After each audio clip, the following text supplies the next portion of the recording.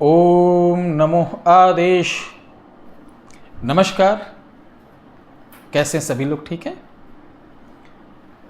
मैं आज लेकर आया हूं आप सभी लोगों के लिए एक बहुत अच्छी जानकारी। देखिए, अगर हमारे सनातनी जो भाई बंधु हैं, उनके हर एक के यहाँ कुल देवता या कुल देवी रहती हैं। तो आज हमारा विषय कुल देवी अगर रुष्ट हैं तो उसकी निशानी क्या है, और निशानी है तो परेशानी क्या है, और परेशानी है तो निदानी क्या है, अर्थात उसका निदान क्या है। आज हम इसी विषय पर चर्चा करेंगे।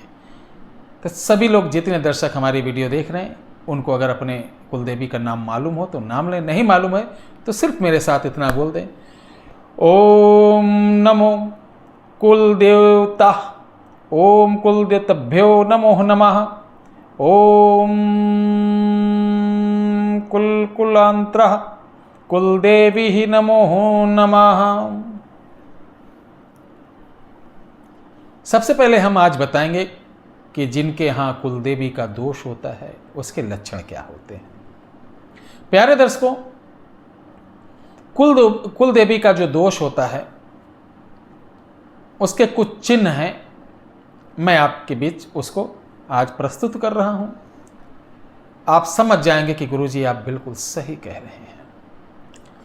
प्यारे दर्शकों, जिनके यहाँ कुल देवी का दोष होता है, जिनको अपनी कुल देवी नहीं मालूम होती है, और वो ना पूजन, ना अर्चन, ना वंदन, ना त्यौहार पे, ना उनके यहाँ जो खुशी लड़का होने पे, बच्चा होने पे, शादी ब्याह पे उनका जो हक होता है, उनकी जो पूजा होती वो नहीं जाती है, तो उससे वो कुपित हो जाती हैं। और जब कुपित होती हैं तो उसके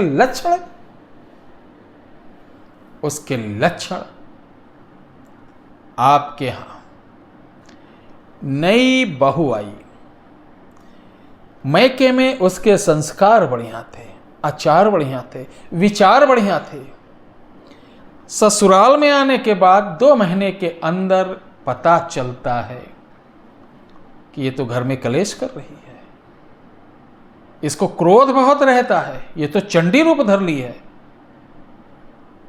या अचानक बीमार पड़ जा रही है, अचानक बेहोश हो जा रही है, अचानक चक्कर आने लगे, अचानक झटके आने लगे।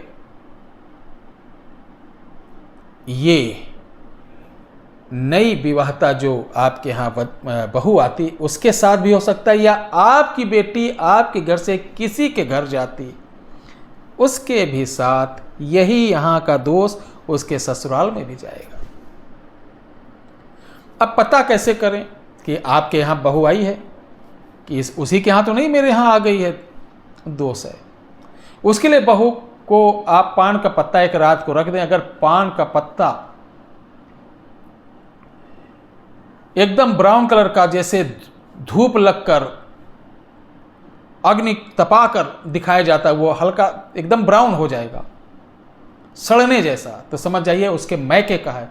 अगर प्लेन रहता है और फट जाता है तो आपके घर का है जहां पर यह कन्या आई है। दूसरा कैसे निशानी है? दूसरी निशानी क्या है? दूसरी निशानी, आप घर में कोई जानवर पालते हैं, वो टिक नहीं पाएंगे, किसी ना किसी प्रकार का रोग लग जाएगा, किसी ना किसी प्रकार की बीमारी लग जाएगी, या लुप्त हो जाएंगे या गायब हो जाएंगे। अगला लक्षण, औरतों को, उस घर की औरतों को अक्सर स्वप्न में औरतों की जो पूजा होती है, जैसे उत्तर प्रदेश में हमारे यहाँ दुर्दुरिया होती है, चट्ट महारानी होती हैं, औरतों का एक पूजन होता है, छठ भी होती है, इस तरीके के पूजन पाठ का घर की औरतों को स्वप्न बहुत आएंगे। इसके साथ घर की जो औरतें रहेंगी उनको पति की तरफ से पति सुख कम मिलेगा, फिर भी वो बेचारी मैनेज करेंगी। अगला लक्षण कि आपके घर में जब बारिश होती है, जैसे ये वीडियो बन रही है तो बारिश का मौसम है, बारिश होगी तो आपके यहां मधुमक्खी, जानते हैं ना, शहद बनाती है। बारिश के समय अगर मधुमक्खी आपके यहां ज्यादा दिखे, दिन भर में 2-4 बार दिख जाए, तो कुल देवी का दोष 100% होता है। ये तो रहा जांच करने का। किस कारण नहीं होता, किस कारण ये दोष लगता है?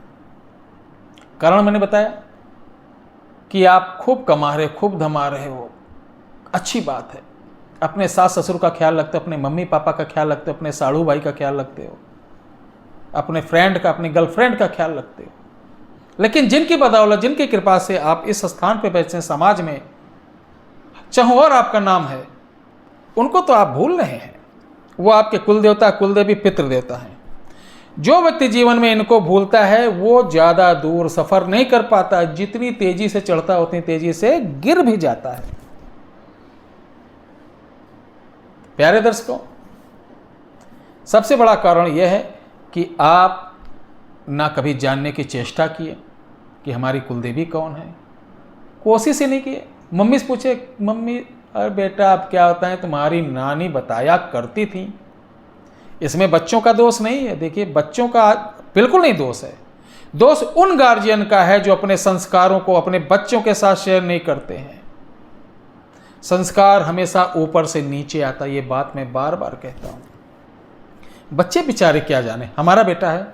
हम जब अपने बच्चे को अपने वैदिक चीज़ें नहीं बताएंगे, अपने सनातनी चीज़ नहीं बताएंगे, कैसे जानेगा? इसी प्रकार सबको जानना है। तो हम अपने कुलदेवी के बारे में जाने कैसे?